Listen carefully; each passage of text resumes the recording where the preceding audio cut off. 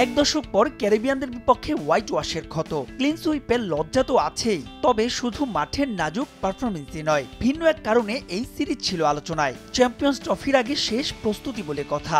আলোচনায় ছিল একাধিক সিনিয়র ক্রিকেটের ইনজুরিতে পাওয়া সুযোগগুলো কতটুকু কাজে লাগাতে পারেন অন্যরা। তবে সেখানে পুরোপুরি সফল middle order batsman Jaker Ali Anik. 3 ম্যাচে শুধু 113 রানই নয়, প্রশংসা কুড়িয়েছে তার ব্যাটিং অ্যাপ্রোচ। প্রায় 107 স্ট্রাইক রেটে প্রমাণ করেছেন সামর্থ্যের, পেয়েছেন ওয়ানডে ক্যারিয়ারে প্রথম 50ও। গোটা সিরিজেই 4-এ ব্যাট করেছেন অধিনায়ক মেহেদী হাসান মিরাজ। প্রথম ওয়ানডেতে তার স্লো ব্যাটিং নিয়ে হয়েছিল সমালোচনা, তবে পুষিয়ে দিয়েছেন শেষ ম্যাচে। প্রায় 85 স্ট্রাইক রেট আর 51 গড়ে করেছেন 152 রান, 250, 13টা 4 আর 4টা ছক্কা।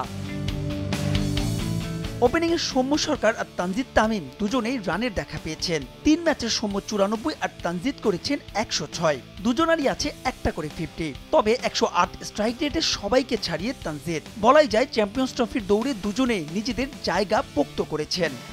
অর্ধেক পাউডারে দ্বিগুণ উজ্জ্বলতা, নতুন রিন অ্যাডভান্সড অর্ধেক পাউডারে দ্বিগুণ উজ্জ্বলতা। তবে একজন পারেননি, আফিফ হোসেন ধ্রুব। ক্যাপ্টেনের ফ্রি ব্যাটিং লাইসেন্স পেয়েও ওয়ার্নার পার্কের মরা উইকেটও ব্যর্থ হয়েছেন এই মিডল অর্ডার ব্যাটসম্যান। 3 ম্যাচে রান করেছেন মোটে 67। মাহমুদুল্লাহ রিয়াদ টাইগারদের বুড়ো ঘোড়া। চ্যাম্পিয়ন্স ট্রফি দিয়ে যিনি বিদায় বলবেন আন্তর্জাতিক ক্রিকেটকে, সেই রিয়াদ এই সিরিজের টাইগারদের পক্ষে সর্বোচ্চ রান সংগ্রাহক। 3 ম্যাচে 3টা 50, দুটোতেই আনবিটেন। প্রমাণ করেছেন এখনো কেন তিনি অটো চয়েস।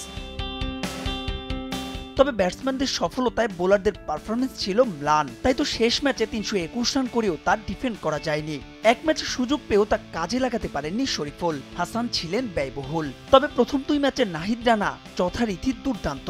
সব মিলিয়ে ব্যাটিংয়ে স্বস্তি থাকলেও এই সিরিজে বোলিং নিয়ে একটা দুশ্চিন্তা রয়েই গেল লিপু হান্নান রাজ্জাকের নির্বাচক প্যানেলের। মাহবুব রিমন, সময় সংবাদ।